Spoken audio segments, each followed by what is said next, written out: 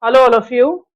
I hope you are utilizing your time rationally during these uncertain periods of our lives and making the decisions that is going to fulfill your preparations for civil services examination. As promised, I am continuing on with my Yojana and Kurukshetra coverage program. If I take reference of July magazine of Yojana, it is essentially focused towards Atmanirbhar Bharat, and there are different types of write-ups that have been given. I want to pick up the write-up that is related to making farmers self-reliant, because in the present perspective there are two important aspects that goes up with agricultural planning. One is what is called Internet of Things, that is related to agriculture towards what is called smart agriculture. And secondly, we also talk about the climate smart agriculture. So technologically smart and climate smart agriculture, and why India as a very prominent producer of almost every agricultural produce on the map of world. India, which is running agriculture development program that incorporate several of the inclusive strategies towards safeguarding farmer interests, involves the requirement of the same. There has been a positive growth in Indian agricultural sector, including the agri marketing business, but there are still certain challenges that are there for us to highlight. So I first want to share a few pages of this article from Yojana July magazine, and then we'll be taking certain infographics and try to understand the important aspects that are covered with it. So let us get to our Yojana July, making farmers self-reliant, is the chapter that I have selected. So let us go to the study. This is the focus article on the of this magazine that talks about making farmers self-reliant, and it basically takes up the coverage of concerned with the plight of the farmers. The government of India made a call for doubling farmer incomes by 2022 and devised a sound roadmap. And these roadmap essentially includes mitigating risk and securing livelihood. This is related to what we call climate smart agriculture. Because we need to understand and remind us always that agriculture is still the prominent constituent of Indian economy, that we still have got majority of our population living in rural area, and the dominant activity that they are engaged in is agriculture, and that agriculture in our country continues to be dominantly climate centric because we still have got rain fed characteristics of agriculture. It automatically gives me a compulsion to take into account climate smart agriculture into consideration. The first thing that I read out from this magazine is giving me the mitigation risk and securing livestock livelihood. So the first thing that I can take up from this magazine is mitigating risk and securing livelihood. And why that is important? Because steady surge in the extreme weather events and vagaries of monsoon made Indian farming vulnerable to frequent crop failures, and that leads to the large scale migration of farmers to non farming sector. And we have noticed in the present pandemic that it has been this unabated large scale migration that actually has created economic vulnerability of migrant population. And we have taken the understanding of it with one of the articles of Yojana, that farmers or the migrants found it much more easier to migrate thousands of kilometers on foot rather than staying back where they migrated to birth. That kind of economic vulnerability we are talking about. The article also talks about, in order of mitigating Pradhan Mantri Fasal Bima Yojana, we all are aware of the fact, and based on the increasing awareness of farmers and rising popularity, the scheme increased its coverage for existing 23 to 50% of the gross cropped area in the country. So I have got the major increase in the coverage of Pradhan Mantri Fasal Bima Yojana.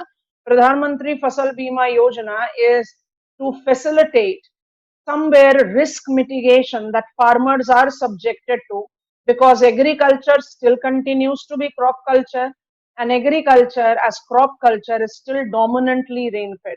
And there is a small paragraph which is mentioned here that gives me a quick reminder of Pradhan Mantri Fasal Bima Yojana is a low premium policy in which farmers are required to pay only 2%, 1.5%, and 5% of the sum insured for Kharif, Rabi, and commercial horticulture crop respectively.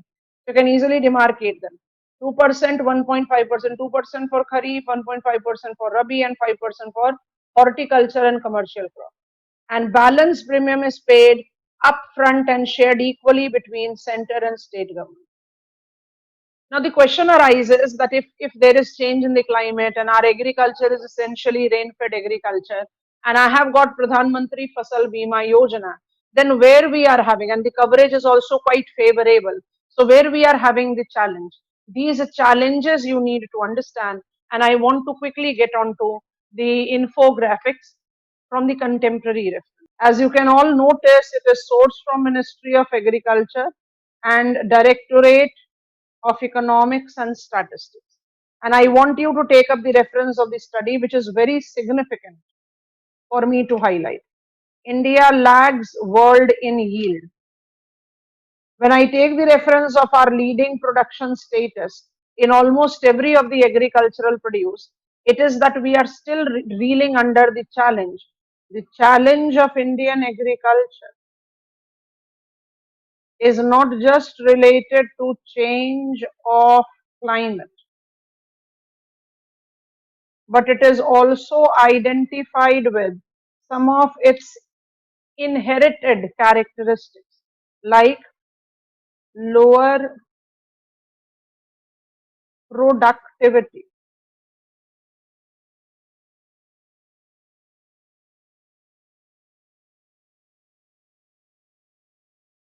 less coverage of irrigation. And in order to prove it, I have got this infographic that is sourced from Ministry of Agriculture and Farmers Welfare. And what does it speaks about? Carefully see. The major paddy cultivators, kilogram per hectare, carefully compare Chinese with that of India.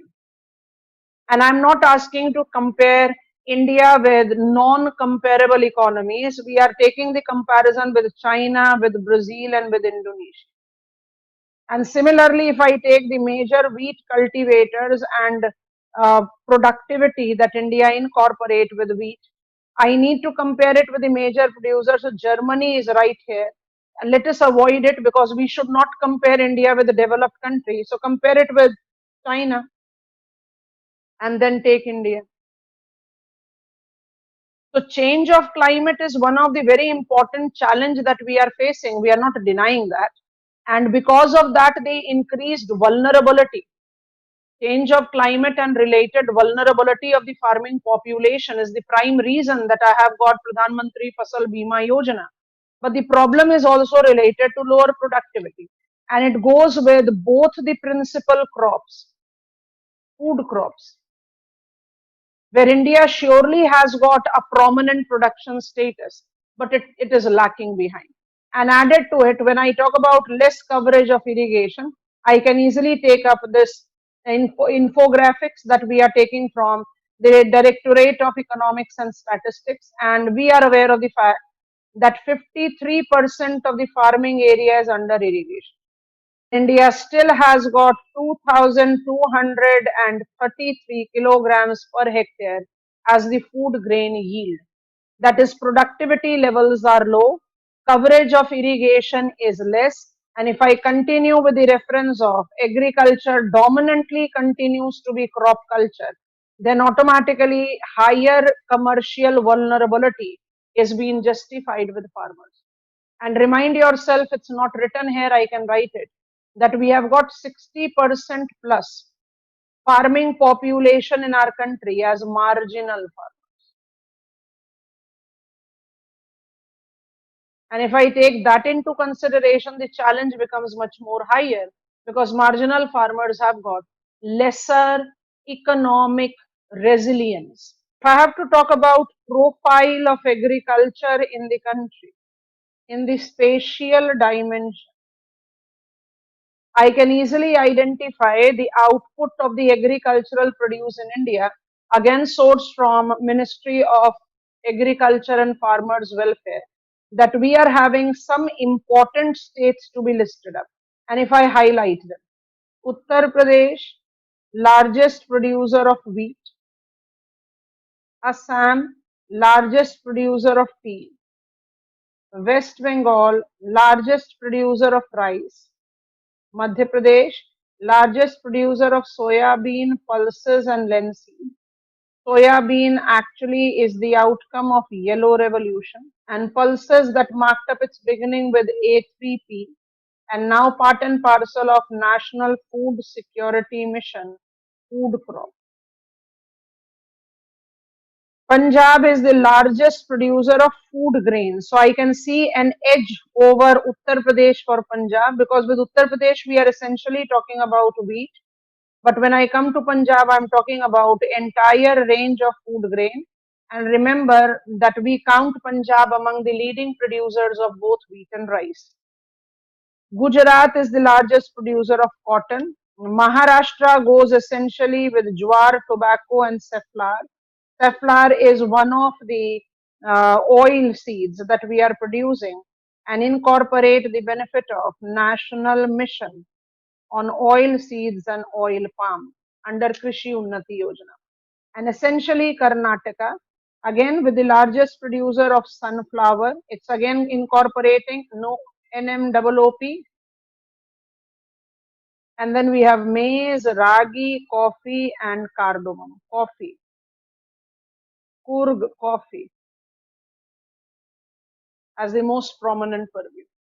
If I just take, because India is which type of agricultural zone? India is an essential example of multiple cropping zone.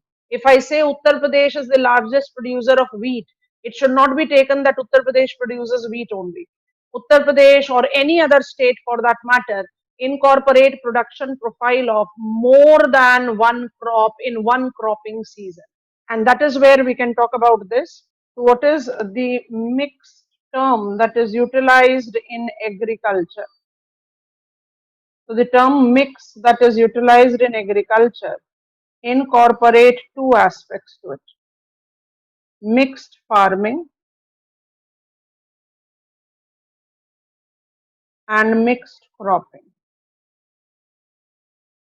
And when I take reference of mixed farming, we are actually talking about crop plus livestock. And in the present purview, when we talk about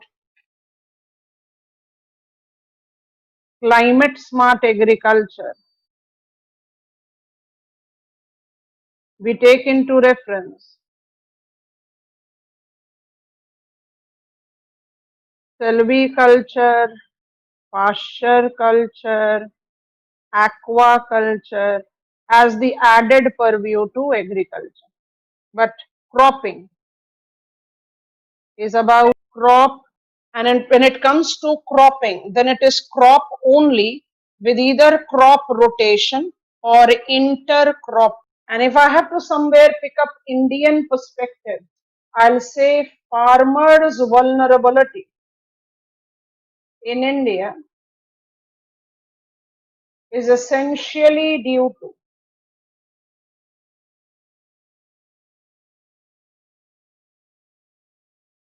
crop centric agriculture. And there is no exaggeration to it. Because when I talk about crop and I essentially say that our crop is rain fed agriculture, I automatically justify the challenge that is correlated with the country. So, mixed cropping is what continues to be the dominant purview of India. Challenges in farming in India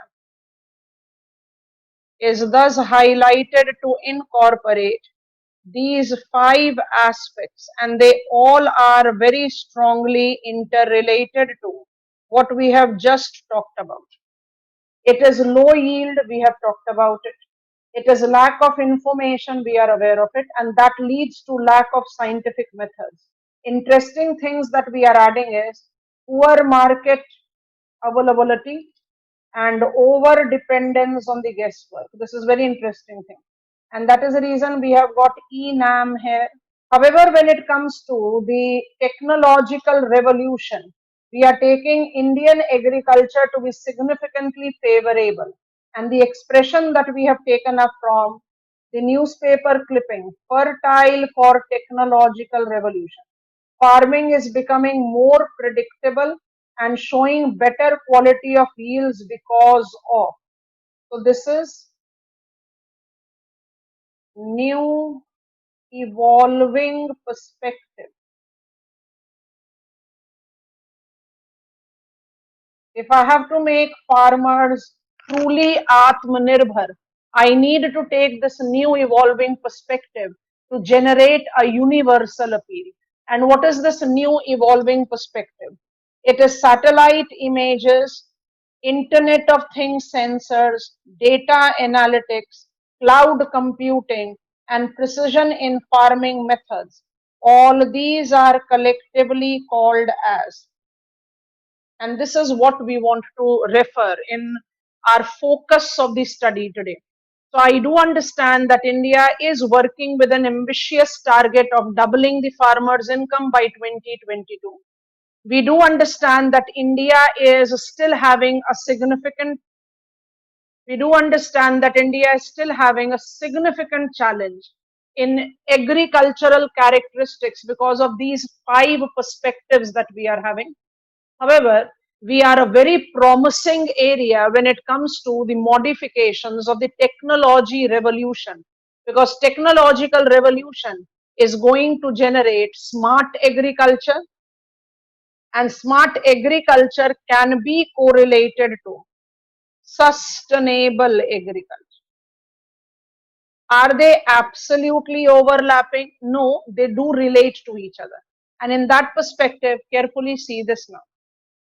When I say smart agriculture, I essentially take into account specific, measurable, attainable, relevant, and time based. Specific, what will work for Assam will not be relevant for Tamil Nadu. Measurable, achievements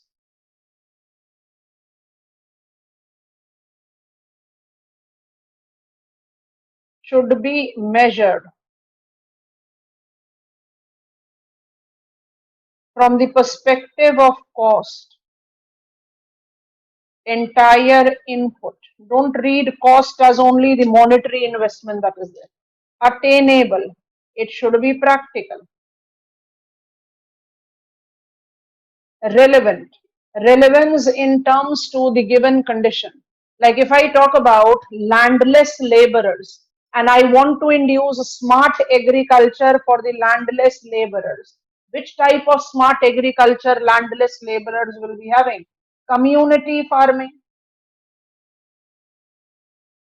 because they don't have their own land, so it should be relevant to the concerned condition, and it might be correlated to community farming on the community land. The community land, because I don't have my own land. It can be community aquaculture, it can be livestock rearing, it can be poultry culture, but it should be relevant.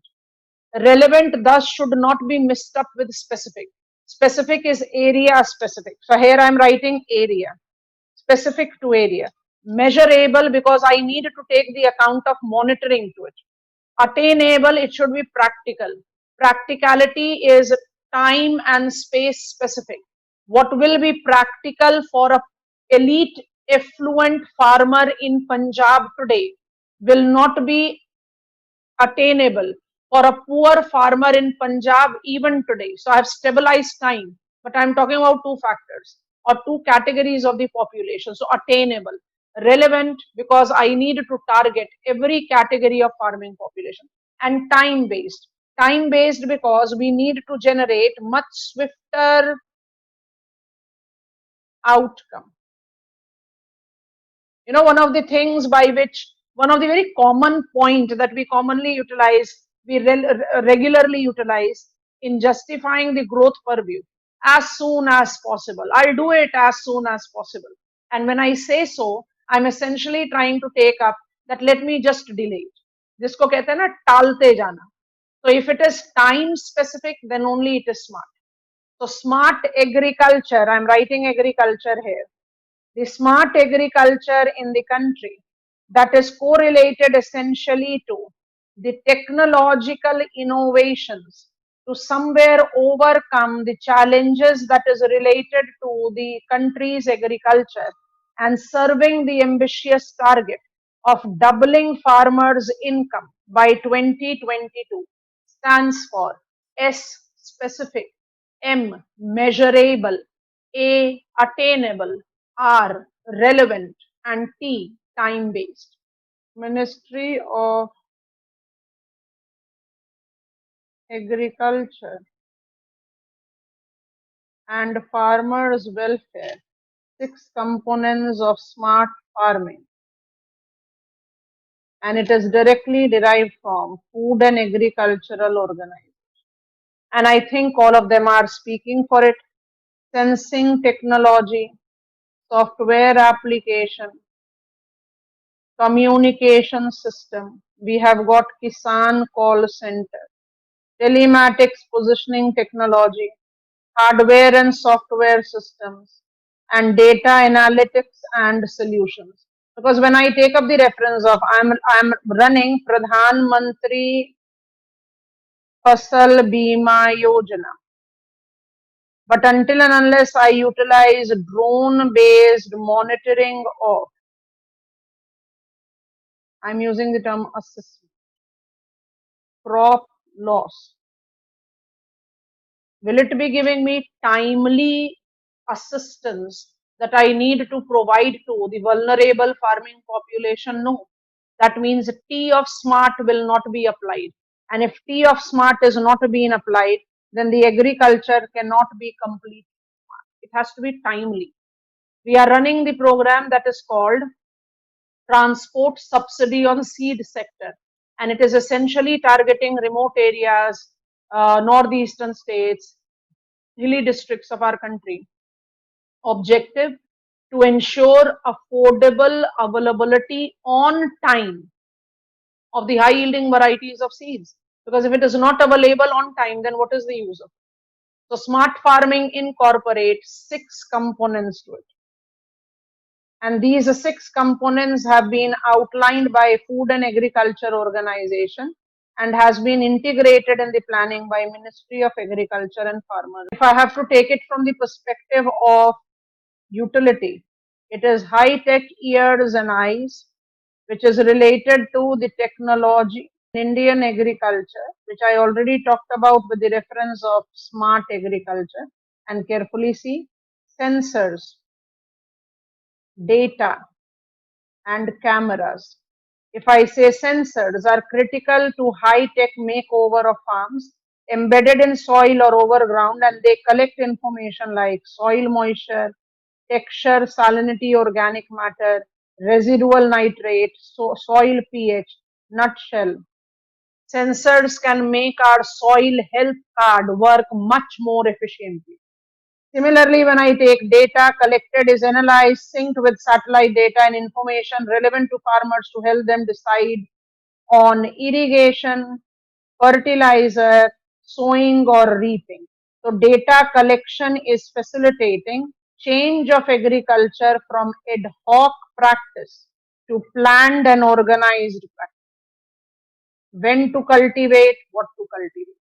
And when I talk about cameras placed around the farms to detect pest, signs of diseases for the early mitigation. So apply technology in Indian agriculture towards making it smart agriculture includes sensors, data, and camera. Sensors, data, and camera will facilitate making agriculture more organized, more specified, because we have talked about smart stands for specific also. In the smartness of agriculture, we always take into reference agriculture, Internet of Things. Because when we talk about CIT in agriculture,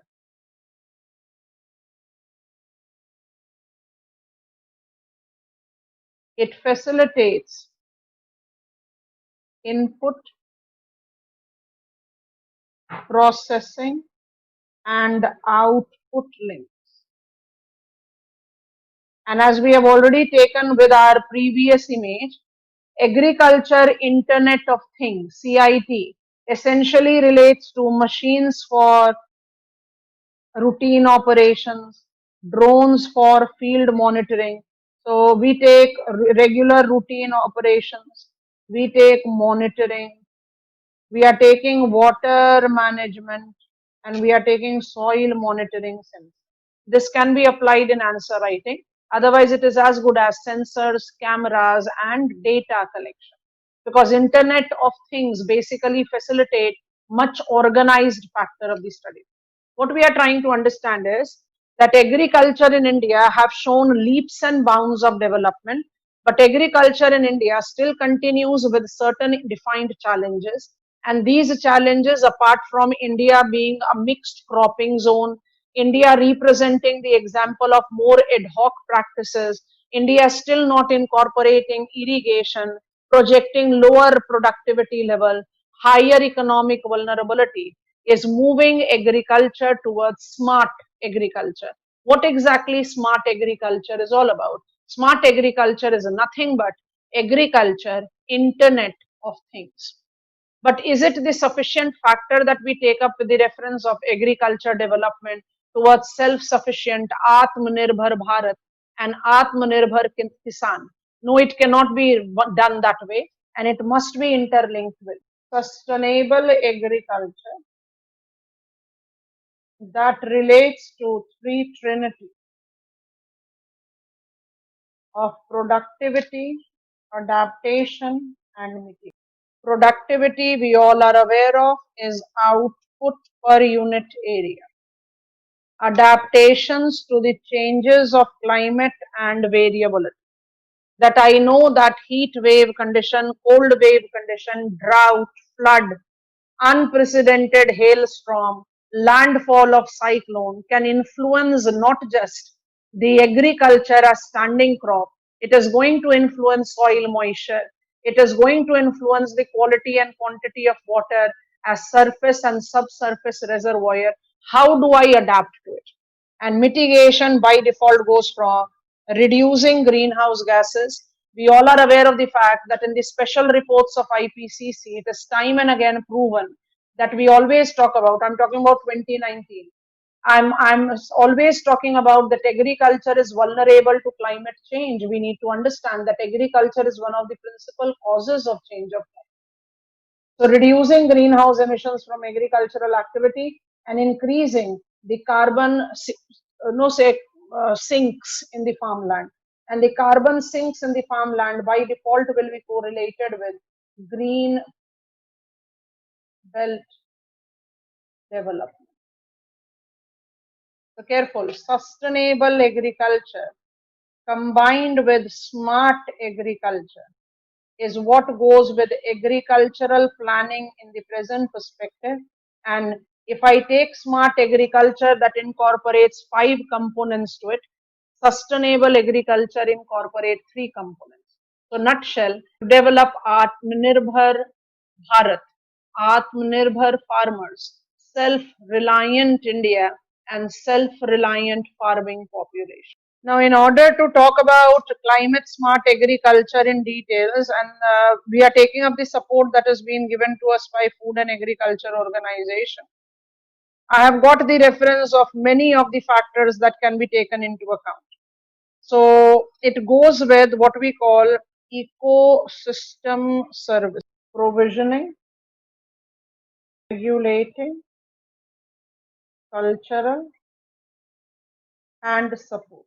Either you can organize the information like this, or you can take the reference. Climate smart agriculture is using carbon dioxide to reduce global warming, reduce evaporational rate because of the green cover, provide habitat for birds and insects, give frost protection, provide shade, increases aesthetic value, act as windbreak, fixes nitrogen, provides food for bees, birds, animals, and humans also,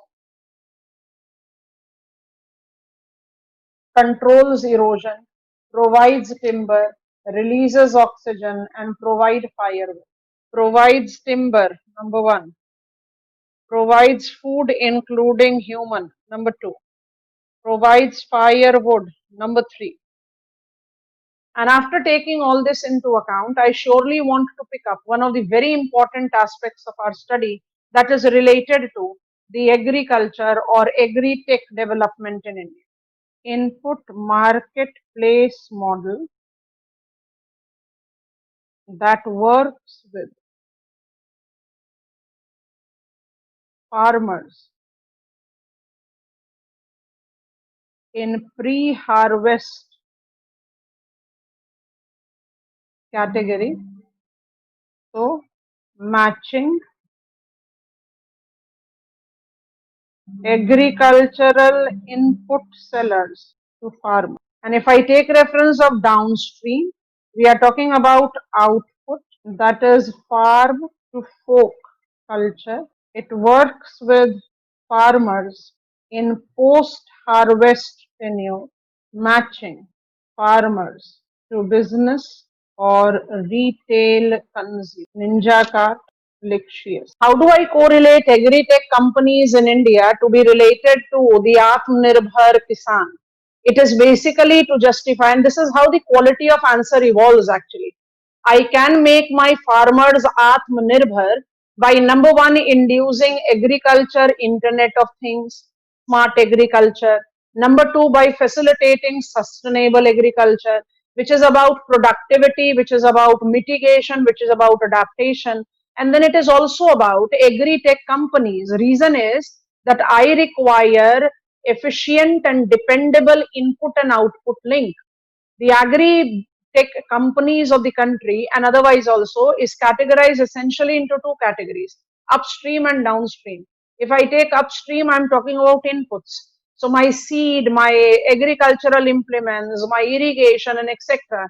is where these companies are associating with farmers. And when I talk about downstream, it is like they are providing the marketing links. That is the reason we can highlight post-harvest, pre-harvest, matching agri input sellers to farmers, and matching farmers to business and retail. So there's a clear cut difference that, and understand it with this. Two things combined together. Positive aspects of agri-tech companies and negative or challenging aspects of this. And before we take reading of the information here, remember agri-tech equals affordable availability of in and marketing link towards making self-sufficient farmers. And now you can count out. Number one, improvement in rural infrastructure, better road connectivity. Number two, increased mobile and internet penetration. Number three, increased awareness among farmers about technology. Four, high quality of entrepreneurs wanting to start agri-business. Five, government is willing to double farmers' income. Six, agricultural sector has shown very high resilience during COVID times, and it is something that is very important for us. Thankfully, favorable rain and agricultural sector being given the earliest unlocking are the factors that has facilitated it.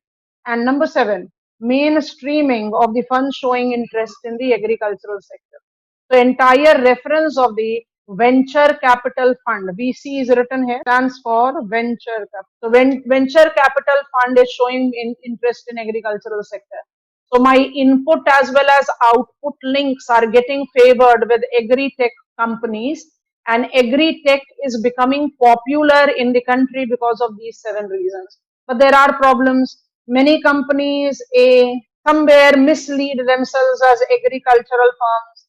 There is limited exit options for investor, High mortality rates among agri companies, high mortality rate, they prove to be abortive in due course of time. They don't exist. And if we take the agri tech as mass volume game, business fails if the scale is not achieved, because we need to understand that I need to have a broader base. So it's a mass volume game. Technology and domain expertise of managers are important, but execution is the key. So we are having execution. I, as the owner of the company, is willing to invest, but have I actually convinced the farmer to be part and parcel of it? That is very important factor. Longer gestation period. This is a very challenging. Output is not coming up in the defined factor. Recall smart time. In agriculture, the gestation period has to be longer, because I cannot have the output coming up as swiftly as will be coming in power. And high entry barrier need to dislodge traditional. It's more about policy, but I'll insist. These factors, which are still recognized as challenges, or they are perils in the investment in the agri-tech sector, are quite miniature compared to what is making these techniques popular. And once I talk about agriculture and agriculture smart development or agriculture as sustainable development, I need to understand that without agri technology, we cannot apply the factor. And I want to conclude with the reference of Yojana now. Procurement and support, minimum support prices, Kisan credit card. Am I correct in saying that we are relating it to agri-tech upstream category? And similarly, you have got the mention of trade and marketing. So trade marketing will go with agri-tech towns. That is how we have related. However, Yojana gives you the reference of electronic national agricultural market. One nation, one market. Can I do it without smart agriculture, Internet of Things? I cannot. Very important thing, so I want to highlight it here. During COVID-19 lockdown crisis, 3 new modules of eNAM were launched to facilitate farmers. eNAM enables FPOs to conduct trade of commodities from their own collection center declared as deemed market or sub-market yard. Similarly, so this is number one. Number two, similarly, another module facilitated warehouse for electronic negotiable warehouse receipts. Some of the states have now declared warehouses as deemed market and sub-market yard. And number three, recently induced logistic module facilitates transportation of commodities from farms to mandis and from mandis to warehouse or consumption. Because during lockdown, the swift movement of the commodity was not there. So these 3 modules of eNAM surely was a favorable purview in the development of Atmanirbhar. What are the important things that you should take into reference while reading this article of Yojana is that I get the conventional demarcation of processing, procurement, marketing, but I can derive out that it is largely correlated to smart agriculture, agriculture Internet of Things, it is climate smart agriculture, and also the prominent technology businesses, agri-tech companies, which are ensuring that farming sector is no longer confined to be something that is ad hoc, something that is sustainable, and is made more as self-dependent, resilient, mitigated, and adapted to the change of the climate. Try to read the article with this support. You'll find it much more fulfilling, and do take out the snippets of your notes with the infographics that I have asked you to take. Happy learning. Goodbye for the time.